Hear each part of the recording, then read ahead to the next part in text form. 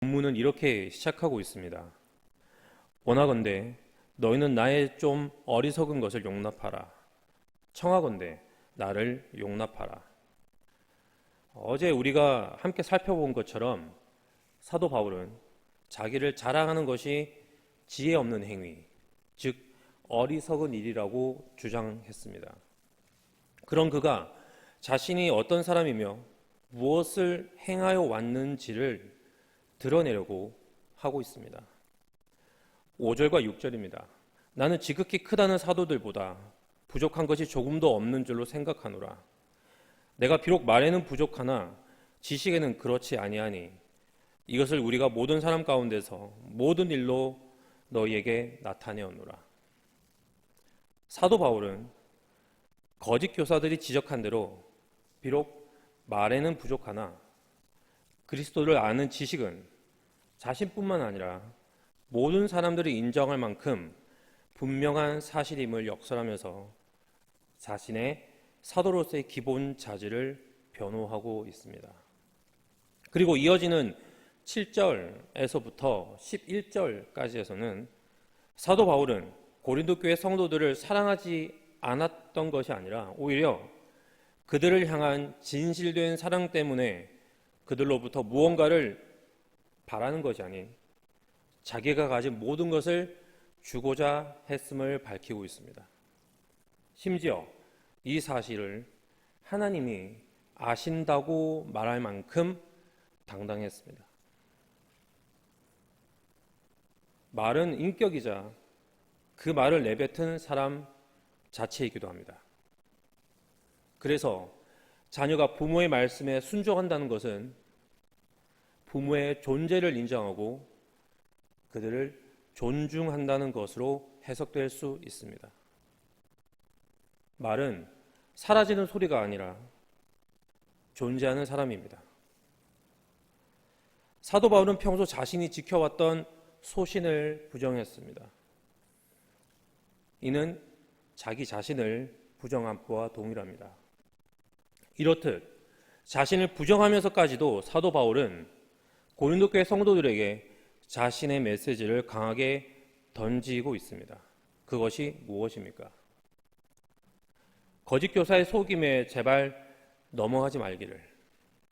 그래서 그리스도를 향하는 진실함과 깨끗함에서 떠나 부패하지 않기를 바라는 것이었습니다.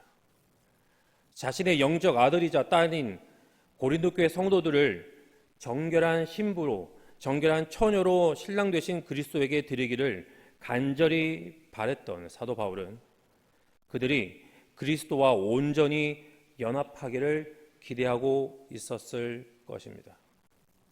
그 연합이 세상에서 가장 고귀한 일이며 그것이 가져다 주는 것들은 세상이 결코 줄 수 없는 놀라운 것들임을 본인이 경험하고 알았기 때문이었을 것입니다. 그렇기 때문에 사도 바울은 아주 당연히 고린도 교회 성도들이 그들의 정결함을 잃어버리지 않기 원치 않았을 것입니다. 왜냐하면 그것의 결과 또한 어떠한지를 알고 있었기 때문입니다.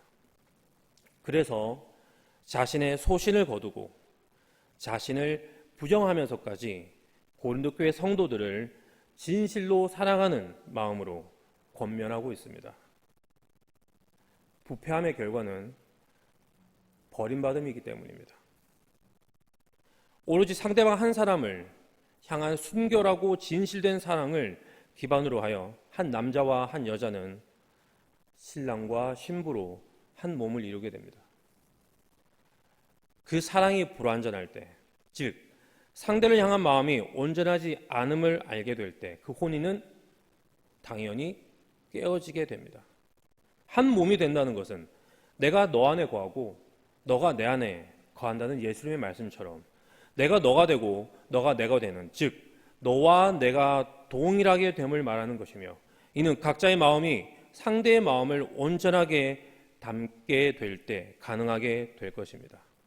이것이 가능하기 위해서는 우선 상대의 마음을 담을 내 마음이 우선적으로 깨끗함, 즉 완전히 비어있는 상태가 되어야 할 것입니다.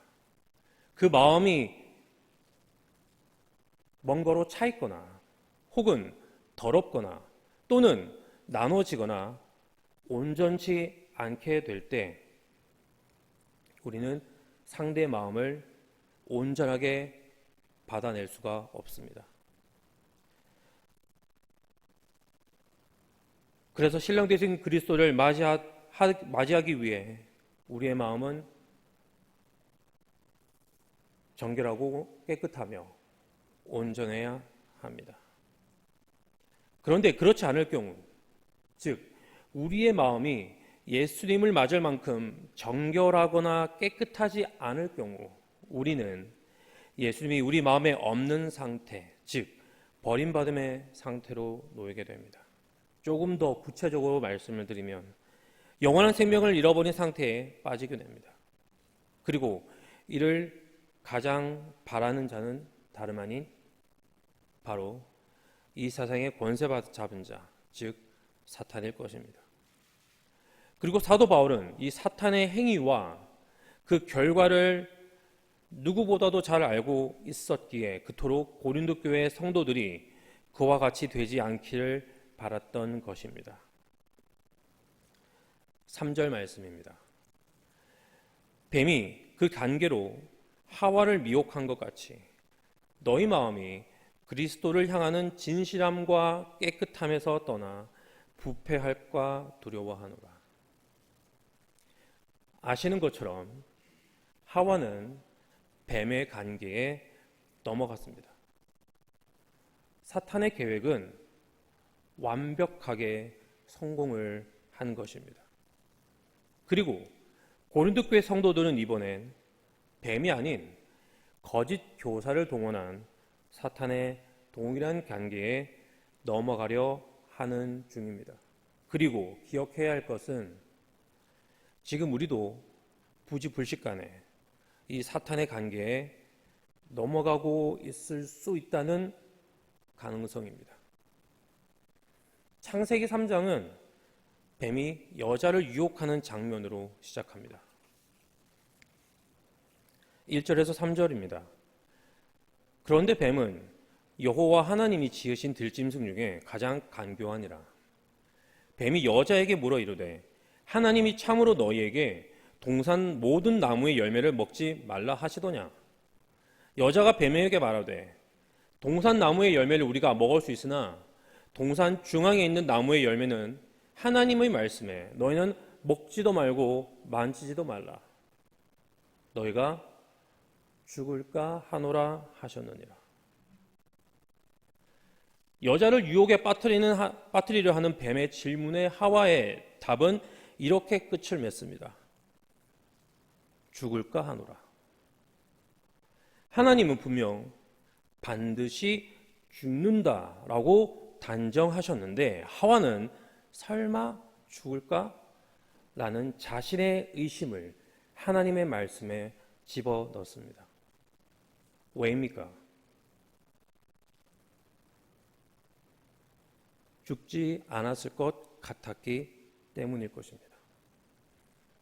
하와 자신은 지금 분명 살아 있습니다. 그리고 젊고 건강했을 수도 있습니다. 그리고 눈앞에는 아름답고 완벽한 상태의 에덴 동산이 펼쳐져 있습니다. 먹고 사는 문제가 문제로 다가오지조차 않았을 것입니다. 그러하니 아무 문제 없이 잘 살고 있는 현재의 모습으로 지금 누리고 있는 것들을 계속해서 누릴 것 같은 착각에 빠지기는 십상이었을 것입니다. 죽음은 실체가 아닌 허상으로 여겨졌을 것입니다. 그리고 이러한 착각, 즉 나는 죽지 않는다는 생각이 나의 왕국의 출발점이자 욕심이라는 호랑이가 날개를 달게 되는 시점이 됩니다. 죽지 않을 수 있겠다는 생각을 하고 있던 차에 뱀이 전해준 희소식, 즉 너는 결코 죽지 않는다라는 확신은 인간이 욕망의 탑을 쌓을 토대가 되었습니다. 죽지 않고 영원히 살게 될 테니 내가 하고 싶은 대로 해도 그만인 것입니다. 그리고 앞으로 계속해서 먹고 마실 만큼 충분한 것들을 차곡차곡 모읍니다. 그 모은 것들이 모두 나의 것이 되기 때문입니다. 많이 모으고 많이 쌓을수록 오래도록 살게 될 앞날은 더욱 걱정이 없어 보입니다.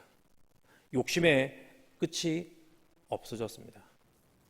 여기에 더해 하나님과 같아질 것이라는 희망은 그 탑 꼭대기에 서서 하나님의 왕국이 아닌 바로 나의 왕국을 만들어가는 자신의 모습을 그리게 만듭니다. 자신의 이름이 높임을 받고 많은 사람들이 우러러보는 그 기분은 하늘을 나는 것과 같을 것입니다. 정말 내가 하나님이 된 것 같습니다. 그런데 얼마 지나고 봤더니 완벽한 계략에 완전히 속은 것임을 알게 됩니다. 영원히 살 줄 알았는데 정말 죽게 된 것입니다. 죽음도 그냥 죽음이 아닌 영원한 죽음에 빠지게 되었습니다. 하나님과의 직접적인 관계가 단절된 것은 물론이거니와 그 좋던 나의 왕국은 차치하고 하나님의 왕국에서도 쫓겨나게 됩니다. 고린도 교회 성도들도 이와 동일한 상태에 놓인 것 아닐까 싶습니다. 예수 안에서 거룩하여지고 성도라 일컬음을 받던 이들이 어떻게 그리도 빨리 다른 복음을 쉽게 받아들일 수 있었는지 궁금해하지 않을 수 없습니다. 복음이 무엇입니까? 모세가 광야에서 하나님으로부터 직접 받은 십계명을 시작으로 그 많던 구약의 율법들을 단 두 문장으로 압축해버린 예수님의 위대한 가르침은 단 하나를 말하고 있습니다. 그것은 바로 사랑입니다. 그런데 그 사랑은 나를 향한 사랑이 아닌 하나님과 이웃을 향한 사랑입니다. 나를 사랑하라는 말은 언제부터인지 모르겠지만 은연중 우리 곁에 자리 잡았습니다. 이것이 바로 다른 복음입니다. 내가 스스로를 사랑하고 자신을 위하는 삶, 그것은 인간의 원초적인 욕망이며 때문에 지극히 자연스러운 현상입니다. 누가 시키지도 가르쳐 주지도 않았는데 자기 마음대로 하고 싶고 자신을 높이고 싶어집니다. 다른 복음은 바로 이것을 부추깁니다. 그래서 쉽게 사람들의 마음 속으로 들어가게 됩니다. 본능을 거스르면서 하나님을 사랑하고 내 이웃을 사랑하는 것이 아니라 너 자신을 사랑하라. 네가 세상의 중심이다. 너의 생각이 옳고 너의 행복을 추구해라. 더 편안하고 안락한 삶을 영위해라. 그리고 이 땅에서의 너의 삶은 너를 위해 주어진 것이고 오래도록 지속될 것이다라고 하는 것은 받아들이기 너무나도 좋습니다. 달콤합니다. 이것들이 바로 다른 복음입니다. 그리고 뱀이 인간에게서 하나님의 자리를 빼앗아 우리 가운데 하나님이 없는 죽음을 가져온 것처럼 이 다른 복음 또한 나와 공동체 안에 하나님 없음을 가져오게 됩니다. 대신 각자의 나만이 존재하기 때문에 그곳에는 시기와 질투, 다툼과 분열, 그리고 고통과 슬픔만이 일어날 뿐입니다. 고린도 교회 안에서 일어나고 있는 현상처럼 말입니다. 그런데 우리가 꼭 기억해야 할 것은 이러한 현상이 일어나기 전, 심지어 현재 일어나고 있음에도 불구하고 우리가 그 사탄의 관계에 속아 넘어가고 있음을 인지하지 못한다는 것입니다. 왜냐하면 오늘의 본문에서처럼 우리가 보기에는 모두가 광명의 천사요 의의 일꾼으로 보이기 때문입니다. 바로 이런 점 때문에 우리의 확고한 인식의 전환이 필요합니다. 바로 설마 죽을까가 아니라 반드시 죽는다입니다. 그리고 더 나아가 이 죽음은 도적이 옴과 같이 옴을 잊지 말아야 할 것입니다. 도적질을 당하는 어느 누구도 나는 결코 그런 일을 당할 리가 없어라는 생각에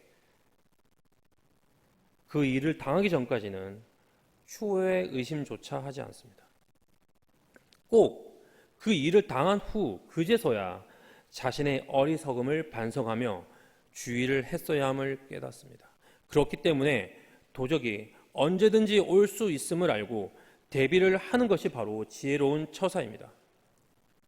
죽음이 언제든지 나에게 찾아올 수 있음을 잊지 않는 것이 하나님께서 우리에게 주시는 지혜입니다. 그리고 더 중요한 사실은 그 죽음 뒤에는 심판이 있다는 것입니다. 죽음과 심판이 도적이 옴과 같음을 마음에 새기고 살아갈 때 그 사람에게는 다른 복음이 들어올 여지가 없게 됩니다. 왜냐하면 그에게 더 이상 나의 왕국을 세울 가치가 없기 때문입니다. 이 땅에서의 나의 나라에서 내가 잘 살고 나의 이름이 높아지는 것을 유한합니다. 더욱이 끝이 언제인지조차 알 수도 없습니다. 종국엔 기약 없이 없어지고 말 것에 인생의 노력을 쏟는 것이 바로 어리석은 삶입니다. 반대로 하나님의 나라는 영원합니다. 그렇게 그 나라에서 살 수 있는 자격을 얻는 것이 핵심입니다. 그 열쇠는 단 하나, 예수 그리스도입니다. 바로 예수님을 내 마음에 모시는 것입니다. 그래서 우리의 마음은 진실하고 깨끗해야 합니다. 그리고 그러한 마음에는 내가 아니라 하나님과 이웃을 향한 사랑이 존재할 수밖에 없습니다. 왜냐하면 예수님이 바로 자신은 희생하며 우리를 죽기까지 사랑한 분이셨기 때문입니다. 예수님 스스로 먼저 하나님을 사랑하고 그의 이웃을 사랑했기 때문입니다. 예수님을 마음에 모신 사람은 예수님이 하셨던 대로 살아가게끔 되어 있습니다. 그래서 우리는 예수의 제자가 되어가는 것입니다. 이것을 기억하시며 오늘 시작하는 하늘교회 모든 성도분들이 예수님의 제자로서 내가 아니라 하나님과 나의 이웃을 향한 사랑을 나누며 살아가는 오늘의 하루가 되시길 예수님의 이름으로 간절히 축복합니다. 기도하시겠습니다. 하늘에 계신 하나님 아버지, 우리에게 주신 소중한 오늘이라는 하루의 시간에 감사하며 이 하루가 하나님을 사랑하며 내 형제 자매와 나의 이웃을 사랑하는 삶으로 가득 찰 수 있도록 우리의 마음이 예수님을 사랑하는 마음으로 진실되고 정결케 될 수 있도록 우리에게 긍휼을 베풀어 주시옵소서.